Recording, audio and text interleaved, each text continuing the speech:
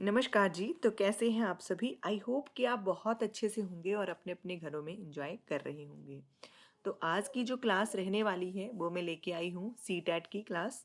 और इस क्लास में रहेंगे 100 प्रीवियस ईयर्स के क्वेश्चन। तो आज की क्लास में हम कोशिश करेंगे कि 50 क्वेश्चंस ही आज की क्लास में हम रीड करेंगे और ये इस क्लास का पार्ट नंबर 1 रहेगा। ठीक है। तो पार्ट नंबर 2 में हम 51 नंबर क्वेश्चन से स्टार्ट करेंगे।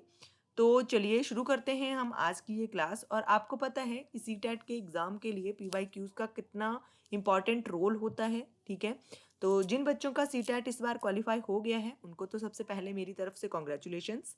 और जिनका नहीं हुआ है वो आज से ही तैयारी करना जो है वो शुरू कर दें। और पी वाई क्यूज़ के लिए एक एक्स्ट्रा टाइम दिन में रखें ताकि जो भी वो पी वाई क्यूज़ पढ़ रहे हैं वो उनके लिए हेल्पफुल रह सके। और बाकी आपने कंटेंट फुल पढ़ना है, अपना जो भी आपका सब्जेक्ट है उसको टाइम देना है। ठीक है। वो बाकी मैं टिप्स आपको बता चुकी हूँ अपने चैनल पर। अगर आपने वो वाली वीडियो नहीं देखी है तो आप उसको भी जाकर देख सकते हो कि कैसे जो भी 5 to 7 टिप्स और ट्रिक्स मैंने बताए हुए हैं कि कैसे आप अपना जो है वो सी टेट निकाल सकते हो बिना किसी कोचिंग के और बिना किसी हेल्प के। तो चलिए आज की जो क्लास है उसमें हम शुरू करते हैं। C TET Hindi pedagogy 100 previous years के क्वेश्चंस हैं। ठीक है। तो इसमें मैं आपके लिए ना छोटे छोटे से टॉपिक्स लेके आई हूँ, उनसे रिलेटेड ये क्वेश्चंस 10-10 रहेंगे। ठीक है। तो हर टॉपिक से 10 क्वेश्चन निकलेंगे। ठीक है। तो हर इंपॉर्टेंट टॉपिक है। वैसे आज की जो ये जो क्लास है इसमें सबसे ज़्यादा जो इम्पॉर्टेंट रोल रहेगा वो रहेगा भाषा का। ठीक है। लैंग्वेज जो है वो सबसे ज़्यादा इसमें रोल रहेगा। और लैंग्वेज में आपको पता है लैंग्वेज जो है उससे रिलेटेड बहुत सारे क्वेश्चन सी टेट में पूछे जाते हैं। ठीक है। तो ये एक ऐसा टॉपिक है जिसके ऊपर आपको अपनी पकड़ बनाना सबसे ज़्यादा ज़रूरी है। चलिए शुरू करते हैं। तो सबसे पहला जो क्वेश्चन रहेगा वो रहेगा भाषा अर्जन और अधिगम, इस टॉपिक से रिलेटेड। ठीक है। लैंग्वेज एक्विजिशन और लर्निंग से रिलेटेड। ठीक है। तो फर्स्ट नंबर का क्वेश्चन है कि प्राथमिक स्तर पर जब भाषा सीखने सिखाने का सबसे पहली शर्त है। तो प्राथमिक स्तर पर जब भाषा सीखी या सिखाई जाती है तो उसकी जो सबसे पहली जो ट्रिक है, शर्त है, वो क्या है?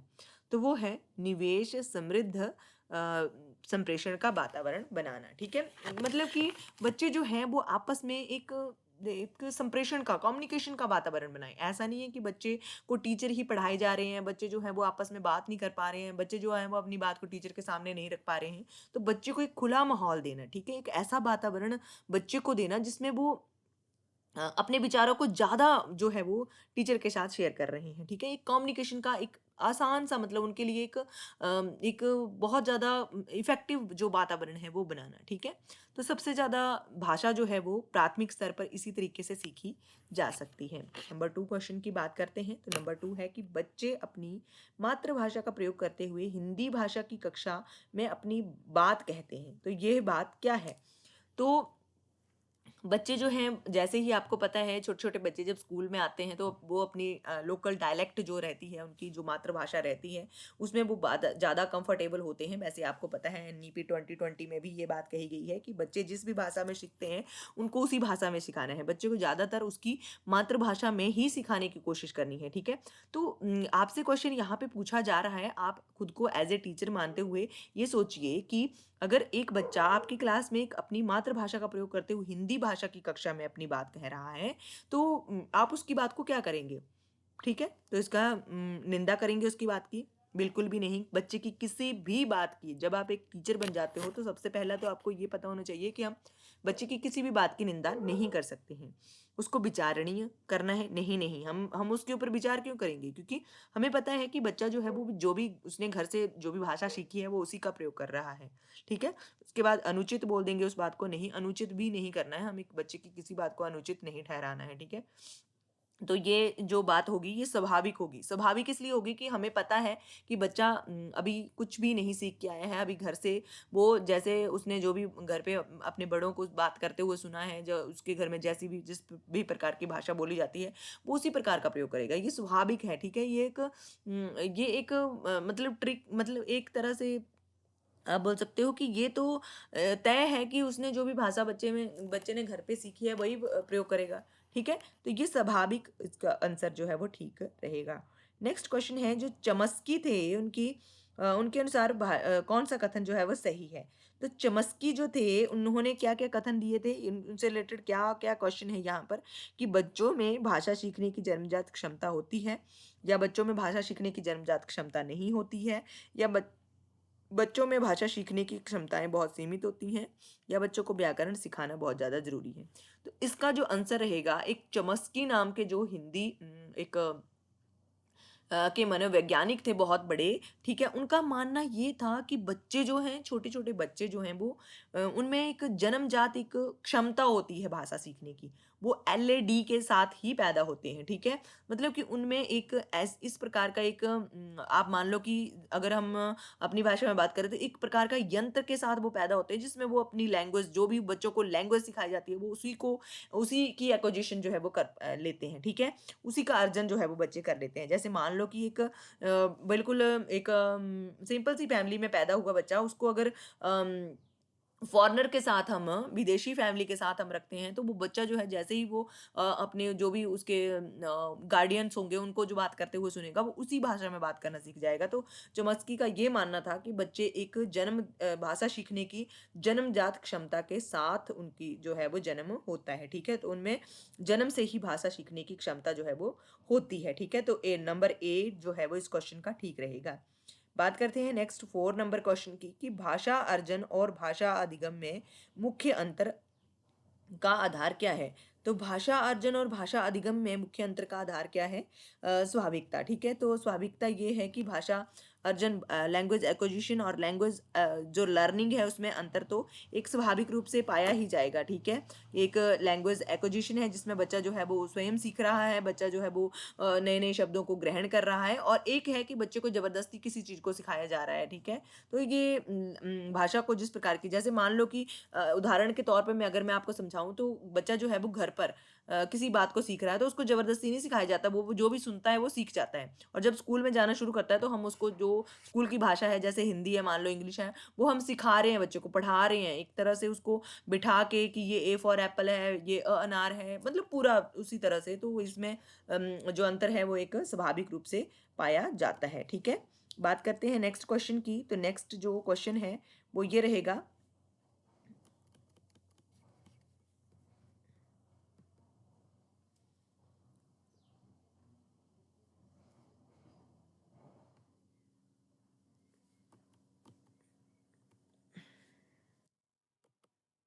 क्वेश्चन नंबर 5 की बात कर रहे हैं।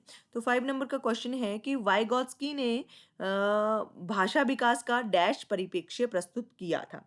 तो वाइगॉत्स्की ने जो भाषा विकास है उसका कौन सा परिप्रेक्ष्य प्रस्तुत किया था, ये तो सबसे इम्पोर्टेंट है। देखो सीटेट का अगर आप एग्जाम देने की कोशिश कर रहे हो, या आप बहुत पहले से सीटेट का एग्जाम दे रहे हो, तब तो आपको पता होगा, लेकिन अगर आप फर्स्ट टाइम सीटेट का एग्जाम देने की सोच रहे हो, तो मैं आपको बता दूं कि एक जो 3-4 जो मनोवैज्ञानिक हैं, या 3-4 जो साइकोलॉजिस्ट हैं, उनको आपने बिल्कुल डीप में जाकर रीड कर लेना है, ठीक है। उनसे रिलेटेड बहुत सारे क्वेश्चन जो है वो सीटेट में पूछे जाते हैं, जैसे कि हो गए बायगॉत्स्की, एक जीन प्याजे हो गए, एक हो गए कोहलर, ठीक है, एक स्किनर, ठीक है, ये चमस्की, ये जितने भी है ना, ये आपने बिल्कुल डीप में जाकर इनकी थ्योरीज को पढ़ना है, ठीक है। बहुत सारे क्वेश्चन जो हैं वो इनसे रिलेटेड पूछे जाते हैं, ठीक है।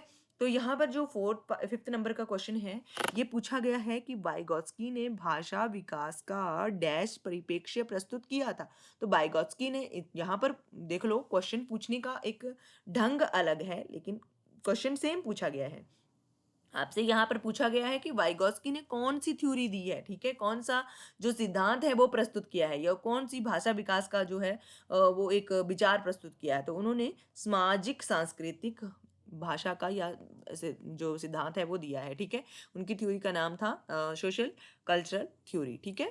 तो वो मानते थे कि बच्चा जितना समाज में रहेगा, जितना बच्चा सोशल और कल्चरल बनेगा, उतना ही ज्यादा उसमें भाषा का विकास जो है वो हो पाएगा, ठीक है। तो ये वाइगॉत्स्की का मानना था। ऑप्शन नंबर बी जो है वो ठीक हो जाएगा। बात करते हैं नेक्स्ट क्वेश्चन की। क्वेश्चन नंबर 6 है कि भाषा अर्जित करने के संदर्भ में कौन सा कथन जो है वो उचित नहीं है। तो भाषा को अर्जित करने के संदर्भ में कौन सा कथन जो है वो उचित नहीं है। तो ऑप्शन नंबर डी, कि बच्चों को नियम बनाना सिखाया जाता है, बच्चों को नियम बनाना जो सिखाया जाता है उसमें जो है वो भाषा अर्जित करने के लिए उचित नहीं है कि बच्चों को नियम बनाना सिखाया जाए, ठीक है, ये बिल्कुल भी उचित नहीं है। नेक्स्ट है कि सुलेखा जब जब जब तब बच्चों को के साथ बातचीत करती रहती है वह। अब सुलेखा जो है एक टीचर का नाम है मान लो, और जो उसको जब भी टाइम लगता है वो बच्चों के साथ बातें करने में लगी रहती है, बातें करने में लगी रहती है। तो वो क्या कर रही है, तो बच्चों को क्यों सिखा रही है? एक टीचर जो है उसका अगर वो कुछ खेल भी खिला रहा है बच्चों को, तो उसका मोटिव यही रहता है कि मैं उस खेल खेल में भी बच्चों को कुछ सिखा सकूं। ठीक है, तो सुलेखा नाम की जो एक टीचर है वो बच्चों के साथ बातचीत कर रही है, तो उसका कुछ ना कुछ तो मोटिव होगा। तो उसका मोटिव ये है कि बच्चों को भाषा अर्जन के लिए परिवेश दे रही है, कि बच्चे जो है वो भाषा को अर्जित कर सके। वो बात करती रहती है बच्चों के साथ, जैसे घर के बारे में पूछना, किसी मतलब फ्रेंड के बारे में, या मतलब कुछ भी बच्चों के साथ बातचीत करना। ये तो मैं सिर्फ आपको एग्जांपल दे रही हूँ कि बच्चों के साथ वो बातचीत करती रहती है, वो बच्चों के साथ मतलब बार बार बातचीत कर रही है। तो उसका मतलब यही है, उसका मोटिव, कि मैं बच्चों को एक आसान सा परिवेश, एक आसान सा इन्वायरमेंट बच्चों को दे सकूं, जिससे वो बच्चे जो है वो भाषा को अर्जित कर सकें और बड़े आसान तरीके से भाषा का एक्विजिशन जो है वो कर पाए। ठीक है, बात करें नेक्स्ट क्वेश्चन की, क्वेश्चन नंबर 8 की भाषा सीखने सिखाने के संबंध में कौन सा कथन जो है वो सही है? तो ये ऑप्शन नंबर ए कि बच्चे स्कूल आने से पूर्व ही भाषाई पूंजी से लैस होते हैं। अब आपको मैं ये बता चुकी हूँ कि बच्चे जब भी स्कूल आएंगे तो उनसे उनके पास पहले ही उतना एक आप मान लो कि उतना ज़्यादा उनके पास मटेरियल पहले से ही भरा पड़ा रहता है कि वो उतना सीख चुके होते हैं कि हमने कैसे जो है वो भाषा को अर्जित, क्योंकि उन्होंने जो घर पे जो कुछ भी सीखा था वो उनको जबरदस्ती नहीं सिखाया गया है, वो उन्होंने खुद सीखा है। तो वो पहले ही भाषाई पूंजी से लैस होते हैं, ये हमें पता होना चाहिए। नेक्स्ट क्वेश्चन है कि प्याजे के अनुसार, यानी कि इनका पूरा नाम था जीन प्याजे, जीन प्याजे के अनुसार भाषा अन्य संज्ञानात्मक तंत्रों की भांति डैश के माध्यम से ही विकसित होती है। तो ऑप्शन नंबर बी आत्मसातीकरण। ठीक है, एक एक्विजिशन, आत्मसातीकरण मतलब कि जो भी भाषा जो है वो संज्ञानात्मक विकास तंत्रों की भांति, यानी कि जो भी उसका दिमाग विकसित हो रहा है, वो भाषा भी उनका मानना था कि आत्मसातीकरण करने के से ही विकसित बच्चे की होगी। जब बच्चा जो है वो भाषा को अपने साथ कर लेगा, बच्चे को अपने भाषा को अपने मतलब ग्रहण कर लेगा अच्छे से, तभी उसका विकास जो है वो संभव हो पाएगा। ठीक है, बात करें नेक्स्ट क्वेश्चन की, तो नेक्स्ट है कि भाषा अर्जन में महत्वपूर्ण है। तो भाषा अर्जन में क्या महत्वपूर्ण है? भाषा अर्जन में महत्वपूर्ण है कि भाषा के विभिन्न रूपों का प्रयोग करें। ठीक है, भाषा के विभिन्न रूप, जितने भी भाषा के रूप हैं, जैसे लिखित है, मौखिक है, सांकेतिक है, ये भाषा के जितने भी रूप हैं उनमें उनका जो प्रयोग है वो सबसे ज़्यादा महत्वपूर्ण है। भाषा अर्जन में सबसे ज़्यादा ये महत्वपूर्ण है। अब बात करते हैं नेक्स्ट टॉपिक की। टॉपिक नंबर 2 है हमारा कि भाषाई कौशल। पहला हमारा टॉपिक था भाषा अर्जन और लर्निंग। ठीक है, लैंग्वेज एक्विजिशन और लर्निंग। तो नंबर 2 पर है भाषाई कौशल, लैंग्वेज स्किल्स। और लैंग्वेज स्किल्स के नाम भी लिखे हैं LSRW, यानी कि लर्निंग, स्पीकिंग, रीडिंग और राइटिंग। ठीक है, तो ये इसी तरह से इसी सीक्वेंस में चलते हैं। सबसे पहले बच्चा जो है वो लर्न करता है किसी भी चीज़ को, उसके बाद वो स्पीक करता है, उस चीज़ को बोलता है, उसके बाद वो रीड करता है उस चीज़ को, यानी कि वो उस चीज़ को पढ़ना सीखता है, उसके बाद वो राइट करता है, उस चीज़ को लिखना सीखता है। तो ये इसी तरह से लैंग्वेज स्किल्स चलते हैं। ठीक है, भाषाई कौशल का क्रम जो है वो इसी प्रकार से रहेगा, LSRW। ठीक है, ये आपने याद रखना है, एक शॉर्ट सा ट्रिक मैं आपको बता रही हूँ।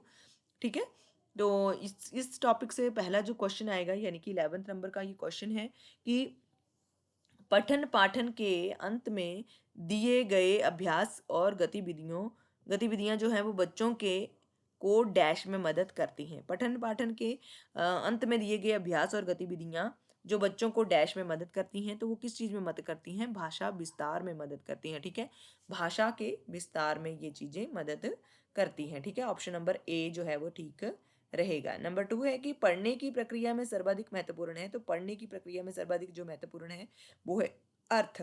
जब बच्चा किसी चीज को पढ़ता रहेगा, उसका अर्थ ही नहीं समझ पाएगा, तो उस चीज को पढ़ने का कोई महत्व ही नहीं रह जाता है। ठीक है, तो पढ़ने की प्रक्रिया में सबसे ज्यादा जो महत्वपूर्ण है वो अर्थ रहेगा। ठीक है, बात करते हैं नेक्स्ट क्वेश्चन की। तो नेक्स्ट क्वेश्चन है कि लिखना एक डैश है। तो लिखना जो है वो लिखना क्या है? लिखना एक तरह से की बातचीत है। ठीक है, जो जब हम किसी व्यक्ति के पास अपनी बातचीत को पहुंचाना चाहते हैं, तो उसको हम, जो हमसे बहुत दूर है, ठीक है, तो उसको हम लिख कर ही अपनी बात को पहुंचा पाते हैं। तो ये भी एक तरह का कम्युनिकेशन ही है, एक तरह की बातचीत ही है। ठीक है, नेक्स्ट क्वेश्चन है कि प्राथमिक स्तर पर बच्चों की भाषाई क्षमताओं का विकास करने का अर्थ है। तो प्राथमिक स्तर पर जब बच्चों की भाषाई क्षमताओं का विकास करने का अर्थ क्या होता है कि भाषा प्रयोग की कुशलता पर अधिकार। ठीक है, भाषा प्रयोग की कुशलता पर अधिकार। ठीक है, ये अर्थ रहेगा। नेक्स्ट क्वेश्चन है कि सुनने और लिखने की कुशलता का आकलन करने का सबसे अच्छा तरीका है। तो सुनने और लिखने की कुशलता के का आकलन करने का सबसे अच्छा जो तरीका है वो है कि सुनी गई कहानी को अपने शब्दों में लिखना। ठीक है, अब सुनने और लिखने, इसमें लिसनिंग और जो राइटिंग है, दोनों कौशलों का जो अच्छी तरह से विकास करना है हमें, तो हमें क्या करना होगा, जैसे एक टीचर है मान लो, वो बच्चों को एक अच्छी सी कहानी सुनाती है कोई भी, और बच्चों को ध्यान से सुनने को कहती है पहले तो, उसके बाद बच्चे को कहती है कि अब आपने जो कुछ भी सुना है इस कहानी में, जो कुछ भी मैंने आपको सुनाया उसको अपने ही शब्दों में लिखो। ठीक है, तो ये इसमें बच्चे के दोनों स्किल जो है वो काम कर रहे हैं। एक तो लिसनिंग, पहले बच्चे ने ध्यान से सुना उस चीज को, फिर राइटिंग, ठीक है, बच्चे ने उस चीज को लिखा, तो ये दोनों का ही विकास एक साथ हो रहा है। ठीक है, नेक्स्ट है कि स्वस्वर पठन का मुख्य उद्देश्य क्या है। स्वस्वर पठन मतलब कि किसी चीज को जोर जोर से पढ़ना। ठीक है, स्वस्वर पठन मतलब कि किसी चीज को जोर जोर से पढ़ना, यानी कि जब आप छोटे बच्चों की क्लास में आप जाते ही होंगे, आपने देखा होगा कि वहां पर एक टीचर जो है वो किसी लेसन के 2-4 अक्षर बोलती है, फिर उसके बाद उसके पीछे पीछे बच्चे भी वही सेम रिपीट करते हैं। तो वो क्यों करवाया जाता है स्वस्वर पठन? वो इसलिए करवाया जाता है ताकि बच्चों की पढ़ने संबंधी जो झिझक है उसको समाप्त किया जा सके। बच्चे जो पढ़ते हैं वो पढ़ते टाइम सोचते हैं कि कहीं हम गलत ना पढ़ दें, जो उनमें झिझक बैठ गई होती है वो उसको समाप्त करना ही इसका लक्ष्य होता है। ठीक है, नेक्स्ट है कि पढ़ लिखने की क्षमता का विकास बोलने, सुनने और पढ़ने की क्षमता की संगति में होना चाहिए, ये विचार।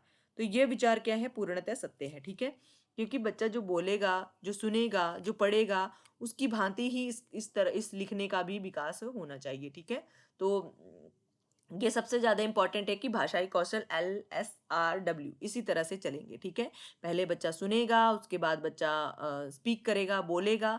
ठीक है, उसके बाद बच्चा रीड करेगा, उसके बाद ही बच्चा जो है वो राइट कर पाएगा। ठीक है, तो ये पूर्णतः सत्य है। ठीक है, ऑप्शन नंबर ए जो है वो ठीक रहेगा।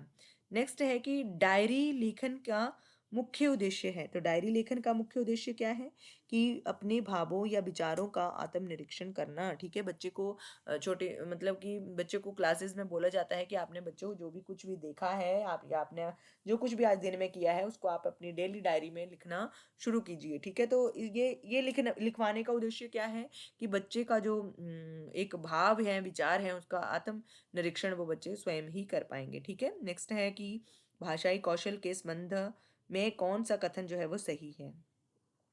तो भाषाई कौशल के संबंध में जो कथन है वो ऑप्शन नंबर सी, भाषाई कौशल एक दूसरे से अंतः संबंधित होते हैं। अभी मैंने आपको बता दिया कि ये एक दूसरे से रिलेट ही रहते हैं। LSWR RW जो है वो एक दूसरे से ही रिलेट करते हैं, ये अंतः संबंधित होते हैं। ठीक है, अगर बच्चा सुनेगा नहीं तो फिर बच्चा बोलेगा क्या। ठीक है, अगर बच्चा बोलेगा नहीं तो बच्चा फिर पढ़ेगा कैसे, फिर बच्चा अगर पढ़ेगा नहीं तो लिखेगा कैसे। तो ये एक दूसरे से अंतः संबंधित होते हैं। ठीक है, ये कथन सही है। ठीक है, कि एक दूसरे से ये कौशल संबंधित होते हैं। नेक्स्ट है 20 नंबर का कि कविता शिक्षण में आप सर्वाधिक महत्व किसे देंगे। तो कविता शिक्षण में सर्वाधिक अगर महत्व दिया जाएगा तो वो दिया जाएगा ऑप्शन नंबर बी को, कविता का भावपूर्ण पठन और रसानुभूति करने को। ठीक है, कविता का भावपूर्ण पठन करना और रसानुभूति करना।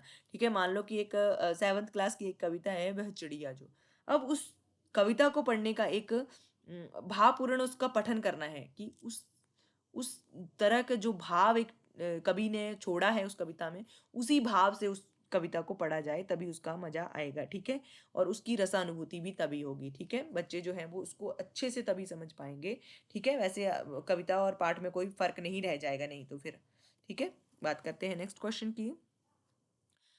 टॉपिक नंबर 3 आ गया हमारा। ठीक है, हमने 2 टॉपिक के ऊपर जो है वो क्वेश्चन पढ़ लिए हैं। तो टॉपिक आपने देखा होगा 10-10 क्वेश्चन दोनों टॉपिक से हमने पढ़ लिए हैं। तो इस भाग नंबर 3 जो रहेगा वो शिक्षण सामग्री और विविधता रहेगा, यानी कि TLM और डाइवर्सिटी। ठीक है, तो ये दोनों ही रहेगा। ठीक है, तो भाग नंबर 3 से शिक्षण सामग्री और विविधता यानी कि TLM और डाइवर्सिटी, इस टॉपिक से रिलेटेड 10 क्वेश्चन हम अभी पढ़ेंगे। ठीक है, तो पहला जो क्वेश्चन रहेगा वो इस टॉपिक से ये रहेगा कि बहुभाषिक कक्षा में बच्चों की भाषाएं। तो बहुभाषिक कक्षा में बच्चों की भाषाएं कैसी होती हैं? तो बहुभाषिक कक्षा में बच्चों की भाषाएं जो होती हैं वो ऑप्शन नंबर बी, एक संसाधन के रूप में कार्य कर सकती हैं। ठीक है, एक संसाधन के रूप में कार्य ये कर सकती हैं। नेक्स्ट क्वेश्चन रहेगा कि हिंदी भाषा की कक्षा में मोनू हिंदी सीखने में कठिनाई का अनुभव करता है क्योंकि। तो मोनू नाम का एक बच्चा है जो हिंदी भाषा की कक्षा में हिंदी सीखने में उसको कठिनाई महसूस हो रही है कि मैं कैसे हिंदी सीख पाऊँ। तो उसको क्यों कठिनाई हो रही है? क्योंकि उसकी मातृभाषा और हिंदी की संरचना में अंतर है। ठीक है, तो हो सकता है उसकी मातृभाषा और जो हिंदी वो सीख रहा है उसमें बहुत ज़्यादा उसकी संरचना में अंतर हो, तो उसकी वजह से वो जो है वो हिंदी सीखने में कठिनाई का अनुभव कर रहा है। बाकी जो 3 ऑप्शन है कि वह हिंदी सीखना नहीं चाहता, ये भी बिल्कुल गलत है। हिंदी बहुत कठिन भाषा है, ये भी गलत है।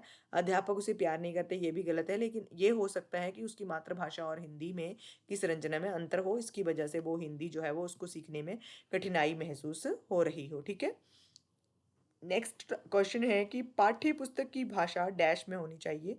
तो पाठ्य पुस्तक की भाषा किस प्रकार की होनी चाहिए? कि बच्चों की घर व समुदाय की भाषा से मिलती जुलती होनी चाहिए। ठीक है, जो भी बच्चे घर पे भाषा प्रयोग कर रहे हैं या जो भी बच्चे घर पे जो भी भाषा प्रयोग कर रहे हैं, जो भी बोल रहे हैं, या वो अपने समुदाय में कम्युनिटी में जो भी भाषा सुन रहे हैं या बोल रहे हैं, उसकी मिलती जुलती उसकी पाठ्य पुस्तक की उनकी भाषा होनी चाहिए। ठीक है, नेक्स्ट क्वेश्चन है कि एक समावेशी कक्षा में भाषा शिक्षण के लिए क्या आवश्यक है? तो एक समावेशी कक्षा में भाषा शिक्षण के लिए आवश्यक है कि विभिन्न प्रकार की दृश्य श्रव्य सामग्री का उपयोग करना। ठीक है, तो एक विभिन्न प्रकार की जो भी दृश्य श्रव्य सामग्री है, यानी कि जो भी टीएलएम है, उनका प्रयोग करना सबसे ज़्यादा इम्पोर्टेंट हो जाता है। ठीक है, तो नेक्स्ट क्वेश्चन है कि भाषा शिक्षण में बाल साहित्य का उद्देश्य है। तो भाषा शिक्षण में बाल साहित्य का उद्देश्य क्या है?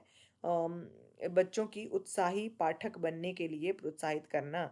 बच्चों को उत्साही पाठक बनने के लिए प्रोत्साहित करना, ये जो है वो बाल साहित्य का उद्देश्य रहेगा।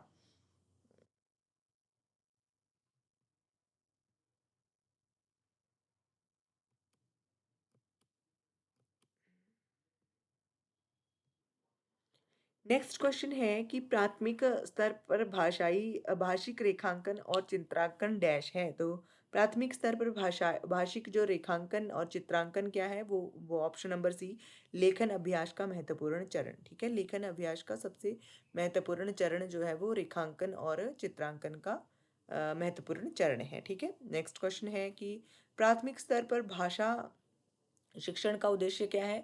तो प्राथमिक स्तर पर जो भाषा शिक्षण है प्राइमरी लेवल पर, वो क्या है कि हिंदी के विविध रूपों से परिचय करवाना। ठीक है, हिंदी के विविध रूप जैसे कि बोलना, लिखना, सुनना, ठीक है, ये इन सभी से उसको उसका परिचय करवाना। ठीक है, प्राथमिक स्तर पर भाषा शिक्षण का उद्देश्य होता है। ठीक है, नेक्स्ट है कि दृश्य श्रव्य सामग्री जो भी होती है, जो उसका प्रयोग तब अधिक उपयोगी होता है जब बच्चे, तो उसका उपयोग इसलिए बहुत ज़्यादा महत्वपूर्ण हो जाता है जब बच्चे क्या उसके प्रयोग में अपनी इंद्रियों का प्रयोग करें। ठीक है, मान लो कि आप बच्चे को एक चार्ट दिखा रहे हो, किसी चीज़ का एक मैप दिखा रहे हो, तो बच्चा उसमें अपनी इंद्रियों का प्रयोग करे, तभी उस बच्चे के लिए वो अधिक उपयोगी हो जाती है। ठीक है, बच्चा जो है वो उस चीज़ को देखे, सीखे उस चीज़ से। मान लो कि आपने छोटे बच्चों को, बिल्कुल छोटे जो अब अभी स्कूल में आए ही हैं, उनको मैंगो के बारे में पढ़ाना है, तो मैंगो के बारे में जब वो एक चार्ट के रूप में हम उसको उनको मैंगो दिखा देंगे, तो बच्चे जो हैं वो समझ जाएंगे। जब असली में वो मैंगो देखेंगे, अपनी इंद्रियों का प्रयोग करेंगे, तो उसके बाद उनको उस चीज़ की उपयोगिता जो है वो समझ में आ जाएगी। ठीक है, नेक्स्ट है कि पाठ में दिए गए विचारों चित्रों का उद्देश्य होता है। तो पाठ में चित्र क्यों दिए गए होते हैं, उनका क्या उद्देश्य होता है? तो ऑप्शन नंबर बी, चित्र जो है वो अमूर्त संकल्पनाओं को समझने में सहायता करते हैं। ठीक है, जो भी बच्चे चीज़ों को नहीं देख सकते हैं या नहीं समझ पाते हैं,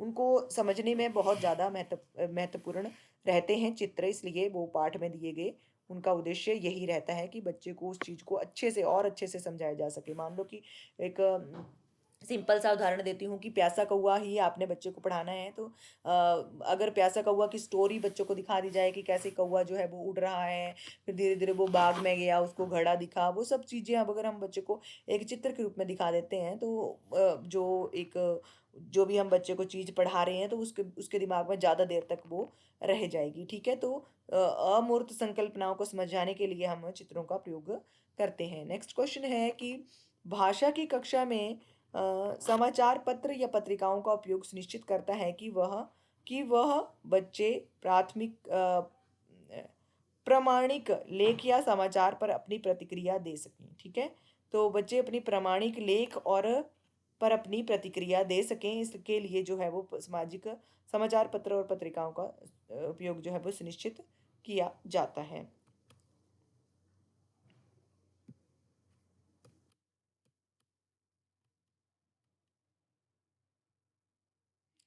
अब आती है बारी टॉपिक नंबर 4 की। तो यहाँ पर मूल्यांकन और उपचारात्मक शिक्षण यानी कि असेसमेंट और रेमिडियल टीचिंग जो भी रहती है उससे रिलेटेड हम 10 क्वेश्चन रीड करते हैं। ठीक है, तो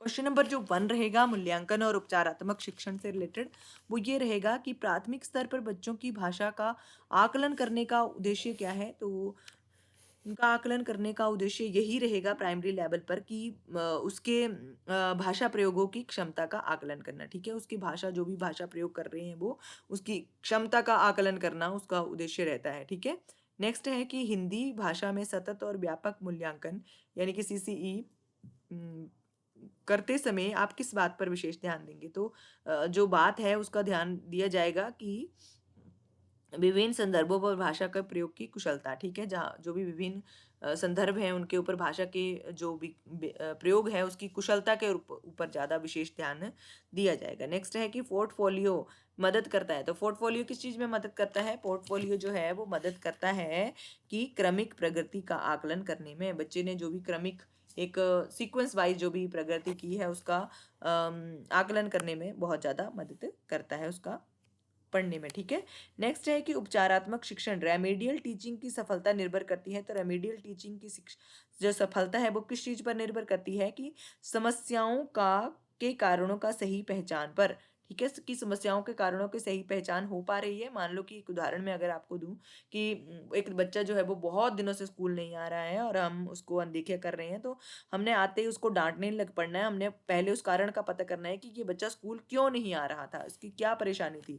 उसको रेमेडियल टीचिंग जो है वो उसकी सफलता तब हो पाएगी जब हम उस चीज़ का पता लगा पाएंगे कि ये क्यों नहीं स्कूल आ रहा था। ठीक है, तो ये उदाहरण के रूप में मैं आपको समझा रही हूँ। ठीक है, नेक्स्ट है कि बच्चे अपनी लेखन क्षमता का आकलन करने के लिए स्वयं डैश का उपयोग कर सकते हैं। तो वो किस चीज़ का, रूबिक्स का प्रयोग कर सकते हैं। ठीक है, अपनी लेखन क्षमता का प्रयोग कर आकलन करने के लिए। ठीक है, नेक्स्ट है कि भाषा शिक्षण में आकलन का उद्देश्य नहीं है। तो भाषा शिक्षण में आकलन का उद्देश्य क्या नहीं है कि बच्चों के उत्तीर्ण या अनुत्तीर्ण करना, या बच्चे जो भी पास या फेल हो रहे हैं ना, तो उसका भाषा शिक्षण जो भी लैंग्वेज टीचिंग की जाती है उसका उद्देश्य नहीं है कि बच्चे को पास या फेल करना, बल्कि ये उद्देश्य है कि बच्चा सीखे भाषा को। ठीक है, चाहे किसी भी प्रकार की भाषा हो, बच्चा उस चीज को सीखे, उसको पास या फेल करना उसका उद्देश्य नहीं है। ठीक है, नेक्स्ट क्वेश्चन है कि सतत मूल्यांकन का एक निहितार्थ है। तो सतत मूल्यांकन का एक निहितार्थ क्या है। ऑप्शन नंबर ए, बच्चों के भाषा प्रयोगों का निरंतर अवलोकन करना। ठीक है, बच्चों के भाषा प्रयोग का निरंतर अवलोकन करना सतत मूल्यांकन का निहितार्थ है। नेक्स्ट है कि पढ़ने का प्रारंभ डैश से होना चाहिए और किसी डैश के लिए होना चाहिए। तो पढ़ने का आरंभ जो है वो अर्थ से होना चाहिए और उद्देश्य के लिए होना चाहिए, किसी उद्देश्य के लिए होना चाहिए। अर्थ से होना चाहिए, पढ़ने का आरंभ जो है वो किसी भी अर्थ से होना चाहिए और उद्देश्य के लिए होना चाहिए। ठीक है, एक उद्देश्य बनाकर पढ़ें उस चीज को, तो बहुत ज्यादा इंपॉर्टेंट ये चीज हो जाती है। नेक्स्ट है कि निम्नलिखित में से कौन सा द्वितीय भाषा शिक्षण का उद्देश्य नहीं है। तो कौन सा द्वितीय भाषा का जो उद्देश्य है वो नहीं है। ऑप्शन नंबर सी, यानी कि हिंदी के व्याकरणिक नियमों को कंठस्थ करवाना। ये बात आप गांठ बांध लो कि कंठस्थ यानी कि रटना जो है वो एकदम से नेगेटिव टर्म है। इसको जो भी जब भी आपको एग्जाम में दिख जाती है तो इसको तो सबसे पहले ही एलिमिनेट कर दो कि ये जो चीज है कंठस्थ करना, रटना या रटाना, ये बिल्कुल गलत है। तो हिंदी के व्याकरणिक नियमों को कंठस्थ कराना ये द्वितीय भाषा शिक्षण का उद्देश्य बिल्कुल भी नहीं है। ठीक है, नेक्स्ट है कि निदानात्मक परीक्षण डायग्नोस्टिक टेस्ट जो है वो क्यों लिए जाते हैं? तो डायग्नोस्टिक जो टेस्ट लिए जाते हैं, ऑप्शन नंबर बी, छात्रों की सीखने संबंधी क्रमिक रिक्तियों को जानने के लिए, ठीक है, कमियों या रिक्तियों को जानने के लिए जो है वो डायग्नोस्टिक टेस्ट जो है वो लिए जाते हैं, ठीक है। हाँ, जैसे कि एक लेसन पढ़ा दिया, उसका ही टेस्ट ले लिया, तो वो बच्चों की जो सीखने संबंधी जो कमियां हैं उनको दूर करने का प्रयास इसमें किया जाता है कि बच्चा उस लेसन में क्या क्या सीख पाया है और क्या नहीं सीख पाया है, उस चीज़ को पता लगाया जा सकता है इस चीज़ से। टॉपिक नंबर 5 है यहाँ पर भाषा शिक्षण के सिद्धांत और विधियाँ, यानी कि भाषा शिक्षण यानी कि लैंग्वेज टीचिंग के मेथड्स और प्रिंसिपल्स, ठीक है। इससे रिलेटेड 10 क्वेश्चंस रहेंगे और आज की क्लास का फिर हम एंड करेंगे, ठीक है। तो आपने अगर यहाँ तक आप पढ़ रहे हो मेरे साथ, तो प्लीज़ ये 10 क्वेश्चन जो हैं वो उनको भी पढ़ लो, बहुत इंपॉर्टेंट है ये। और इसी तरह के क्वेश्चन एग्जाम में पूछे जाते हैं जो हमें बहुत ज़्यादा कन्फ्यूजन करते हैं, ठीक है, कन्फ्यूज करते हैं। तो जो पहला क्वेश्चन रहेगा वो ये रहेगा कि भाषा की कक्षा में ये ज़रूरी है कि, तो भाषा की कक्षा में क्या ज़रूरी है? ऑप्शन नंबर ए कि भाषा शिक्षण की शिक्षक की भाषा प्रभावी हो, ठीक है। तो भाषा शिक्षक की भाषा जो है वो प्रभावी होनी चाहिए। लैंग्वेज टीचर एक ऐसा होना चाहिए जो स्वयं भी उस लैंग्वेज का प्रयोग कर रहा है, ठीक है, उस भाषा का सबसे ज़्यादा उसमें जो इफेक्टिव है उस भाषा में, ठीक है, उसका जो पढ़ाने का मेथड है या उस चीज़ को, उसका जो एक बोलने का तरीका है उस भाषा को, जैसे किसी भी भाषा की बात कर ले, हिंदी इंग्लिश में, वो जो भी लैंग्वेज टीचर है उसका जो स्वयं भाषा टीचर है, वो भाषा अध्यापक है, वो प्रभावी हो उस भाषा को बोलने में, ठीक है। नेक्स्ट है कि आगमन विधि, इंडक्टिव मेथड में हम चलते हैं। तो इंडक्टिव मेथड में हम कहाँ से कहाँ की ओर चलते हैं? तो इंडक्टिव मेथड जो है वो उदाहरण से नियम की ओर चलता है, एग्जाम्पल टू रूल की ओर चलता है, ठीक है, एग्जाम्पल टू रूल की ओर आगमन विधि जो है, इंडक्टिव मेथड जो है वो चलता है, ठीक है। और इंडक्टिव मेथड दिया किसने है, आप मुझे कमेंट करके जरूर बताओ, ठीक है। नेक्स्ट है कि भाषा स्वयं में एक डैश की व्यवस्था है। तो भाषा स्वयं में एक किसकी व्यवस्था है? नियमबद्ध व्यवस्था है, ठीक है, भाषा स्वयं में एक नियमबद्ध व्यवस्था है, ठीक है। जैसे कि मैंने आपको बता दिया, कौशल के बारे में ही बात कर लेते हैं। तो जैसे पहले बोलेगा बच्चा, फिर स्पीक करेगा, फिर रीड करेगा, फिर राइट करेगा, तो उसी तरह से भाषा जो है वो स्वयं में एक नियमबद्ध व्यवस्था है, ठीक है। नेक्स्ट है कि प्राथमिक स्तर पर शिक्षा का माध्यम डैश होना चाहिए। तो प्राथमिक स्तर पर, प्राइमरी लेवल पर जो भाषा है उसका लक्ष्य क्या होना चाहिए? उसका लक्ष्य या उसका माध्यम जो है वो क्या होना चाहिए? बच्चों की मातृभाषा, ठीक है। ये एनईपी 2020 में कहा गया है कि बच्चे जिस भी भाषा में सीखते हैं बच्चों को उसी भाषा में सिखाया जाए, ठीक है। बच्चे जिस भाषा में कंफर्टेबल फील करते हैं बच्चों को उसी भाषा में सिखाया जाए, यानी कि बच्चे की मातृभाषा में प्राइमरी लेवल में बच्चों को शिक्षा का माध्यम बनाया जाए। नेक्स्ट है कि त्रिभाषा सूत्र, लैंग्वेज फार्मूला जो है उसमें प्रथम भाषा के रूप में किसे वरीयता दी गई है? तो प्रथम भाषा के रूप में दी गई है वरीयता मातृभाषा या क्षेत्रीय भाषा को, ठीक है, जो भी बच्चे की मातृभाषा है उसको, या फिर जो भी वहाँ की क्षेत्रीय भाषा है उसको वरीयता दी गई है। नेक्स्ट है कि व्याकरण शिक्षण की वह विधि जो अपेक्षाकृत अधिक प्रभावी है। तो व्याकरण शिक्षण की वह विधि जो अपेक्षाकृत बहुत ज्यादा प्रभावी है वो है आगमन विधि, ठीक है। आगमन विधि जो है वो बहुत ज्यादा प्रभावी मानी जाती है, ठीक है। नेक्स्ट है कि भाषा शिक्षण का मुख्य उद्देश्य है। तो भाषा शिक्षण यानी कि लैंग्वेज टीचिंग का मुख्य उद्देश्य क्या है? तो लैंग्वेज टीचिंग का मुख्य उद्देश्य है दूसरे के विचार को समझ पाना और अपने विचारों को अभिव्यक्त करना, ठीक है, दूसरे के विचारों को समझना और अपने विचारों को अभिव्यक्त करना। नेक्स्ट है कि अनुकरण विधि का प्रयोग सर्वाधिक किस स्तर पर किया जाता है? तो अनुकरण विधि का सर्वाधिक जो प्रयोग किया जाता है वो किया जाता है ऑप्शन नंबर ई, प्राथमिक स्तर पर, ठीक है। जो भी मैंने आपको अभी सस्वर पाठ का भी उदाहरण दिया कि बच्चे जो भी बोलते हैं, टीचर जो भी बोल रहा है बच्चे उसकी नकल कर रहे हैं, तो उसको अनुकरण विधि ही कहा जाता है। तो इसका प्रयोग सबसे पहले जो सबसे ज़्यादा किया जाता है वो प्राथमिक यानी कि प्राइमरी लेवल पर ही किया जाता है, ठीक है। नेक्स्ट है कि भाषा शिक्षण में खेल का सर्वाधिक महत्वपूर्ण स्थान है, क्योंकि भाषा जो सिखाई जाती है उसमें खेल जो है वो सबसे ज्यादा महत्वपूर्ण रोल प्ले करते हैं। क्यों करते हैं? क्योंकि खेल भाषा को विस्तार देते हैं, ठीक है। जो भी खेल बच्चों में खेले जाते हैं वो भाषा को विस्तार देते हैं। जैसे कि मान लो बच्चे छुपन छुपाई खेल रहे हैं, तो उसमें जो जितने भी वर्ड्स वो बच्चे प्रयोग कर रहे हैं उससे बच्चों की भाषा का विकास हो रहा है, ठीक है। नेक्स्ट है कि नाटक शिक्षण में सतत और व्यापक मूल्यांकन के लिए कौन सा सर्वाधिक महत्वपूर्ण है? तो नाटक शिक्षण में सतत और व्यापक मूल्यांकन के लिए सर्वाधिक महत्वपूर्ण क्या है? तो वो है पढ़े गए नाटक का मंचन करना, ठीक है, पढ़े गए नाटक का अभिनय करना, ये सबसे ज़्यादा इम्पॉर्टेंट रोल प्ले करता है। तो आज की क्लास के लिए इतना ही, और ये इस क्लास का पार्ट नंबर 1 रहेगा, और पार्ट नंबर 2 भी आप अगर देखना चाहते हो या आपने अभी तक चैनल को सब्सक्राइब नहीं किया है तो प्लीज़ चैनल को ज़रूर सब्सक्राइब कर लो। और पार्ट नंबर 2 भी जल्दी ही आपके सामने आएगा, तो आपने पार्ट नंबर 1 को, इसके जो भी PDF है ये, इसके पार्ट नंबर 1 को ज़्यादा से ज़्यादा प्यार दें, और बहुत ज़्यादा अपने फ्रेंड्स के साथ इस वीडियो को शेयर करें, इस क्लास को शेयर करें। इसी तरह के क्वेश्चन सीटेट के एग्ज़ाम में पूछे जाते हैं। तो थैंक यू फॉर वॉचिंग। आज की क्लास के लिए बस इतना ही। प्लीज़ चैनल को ज़रूर सब्सक्राइब कर लें, कमेंट करके मुझे ज़रूर बताएं कि आपको मेरी क्लास जो है वो कैसी लगी। Thank you.